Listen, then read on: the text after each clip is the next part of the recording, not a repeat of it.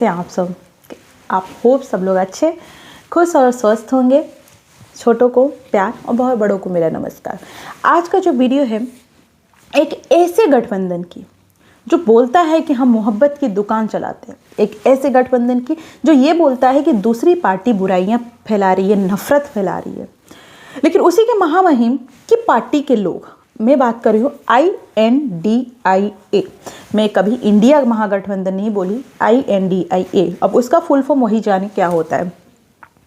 तो ऐसे गठबंधन के पार्टी के कुछ ग्रुप के लोग हैं जो रिसेंटली DMK, जो इंडिया महागठबंधन INDIA गठबंधन के नेता हैं, DMK के नेता हैं दयानिधि, उन्होंने एक बयान दिया है। अगर वीडियो करने के बाद मैं आपको ये बयान पहले सुनाती हूँ, आप उस बयान को सुने। IT कंपनिயில் கை நிறைய சம்பளம் வாங்குறாங்க, இல்லாட்டி பாருங்க ஹிந்தின்னாங்களே உங்களுக்கு நல்லா தெரியும். இன்னைக்கு பில்டிங் கட்டுறது யாருங்க? இன்னைக்கு பாருங்க எல்லா வேலையும் வந்து யூபியில ஹிந்தி மட்டும் படிக்கிறவன் தான், பீகார்ல ஹிந்தி மட்டும் படிக்கிறவன் இங்க வந்து தமிழை கத்துக்கிட்டு இன்னைக்கு நம்ம வீடு கட்டி தரான், சாலையை பிறக்கிறான், கக்கூஸ் கழுவுறான். இதாங்க ஹிந்தி படிச்சாங்க.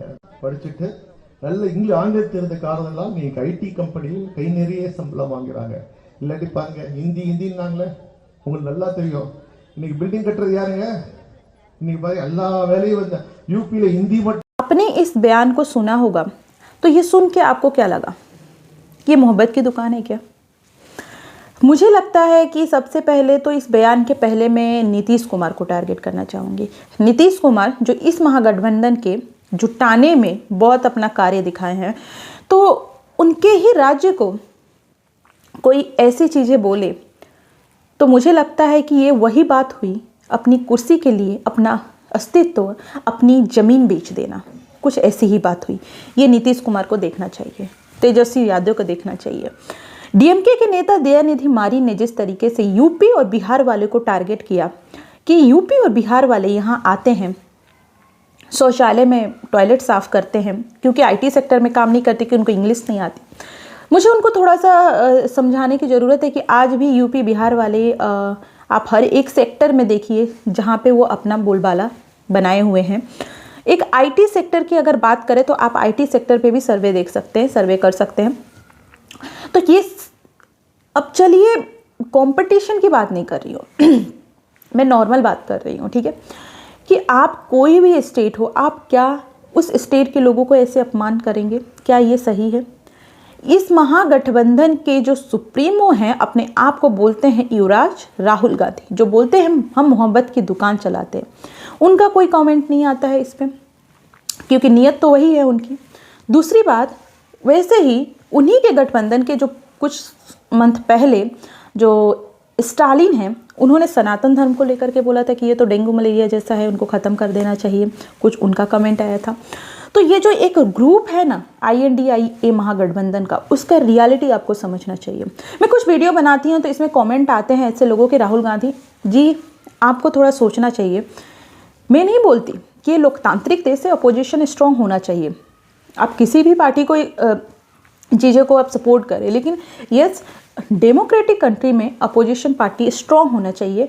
क्यों? क्योंकि ये फ़ायदा होता है, देश के लिए ही फ़ायदा होता है। लेकिन ऐसी पार्टी जो नफ़रत फैला करके और अपने आप को सुप्रीम समझे, नफ़रत फैलाए और ये बोले कि हम मोहब्बत की दुकान चलाते हैं, अगर ये राहुल गांधी सच में मोहब्बत की दुकान, तो उन्हीं के जो ये गठबंधन के लोग हैं उसका अपोज करते हैं। स्टालिन बोलते हैं, अब दयानिधि ने बोला, क्या उनको ये अपोज नहीं करना चाहिए?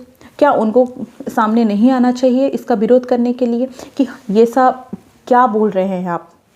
तो ये सारी चीज़ें आपको धीरे धीरे इस गठबंधन की रियलिटी पता चलेगी। मैंने पहले भी बोला है कि इस गठबंधन में ऐसे ऐसे लोग हैं जिनको जो ज़बरदस्ती के हराने के चक्कर में मिले हुए हैं, जिनका ना कोई आइडियोलॉजी है, ना कोई, एक दूसरे के छोड़िए आइडियोलॉजी, तो एक दूसरे के ही विचार नहीं मिलते हैं, लेकिन ये ज़बरदस्ती मिले हुए हैं। क्यों? क्योंकि BJP को हराना है। आप हराइए, कोई दिक्कत नहीं है, आप अपोजिशन है, स्ट्रॉन्ग रहिए बिल्कुल, लेकिन आपको कैसे स्ट्रॉन्ग रहना है वो चीज़ों को सीखने की ज़रूरत है। आप किसी को अपमान करके, किसी विशेष राज्य को अपमान करके, विशेष कम्युनिटी को अपमान करके, विशेष रिलीजन को अपमान करके आपको लग रहा है कि आपको वोट मिलेगा, तो ये आप बहुत बड़ी भूल कर रहे हैं। और जिस तरीके से ये कमेंट आया है, मुझे लगता है इससे सबसे पहले नीतीश कुमार को सोचना चाहिए। उनको सोचना चाहिए उस महागठबंधन का हिस्सा बनेंगे जिस महागठबंधन के लोग उनके ही राज्य के लोगों को अपमान कर रहे हैं, ये सोचना चाहिए। लेकिन नीतीश कुमार कुर्सी के चक्कर में अपने आप को भी बेच देंगे, वो कोई बड़ी बात नहीं है और ये देखा भी गया है। तो आप इस पे क्या बोलेंगे, आप मुझे बताएं, आपका क्या राय है आप मुझे बताएं। प्लीज़ कमेंट करें और वीडियो अच्छा लगे तो शेयर एंड सब्सक्राइब भी करें। Thank you so much. मिलते हैं एक नए न्यूज़ नए धमाकों के साथ। Thank you so much. मिलते हैं नेक्स्ट वीडियो में। Thank you so much.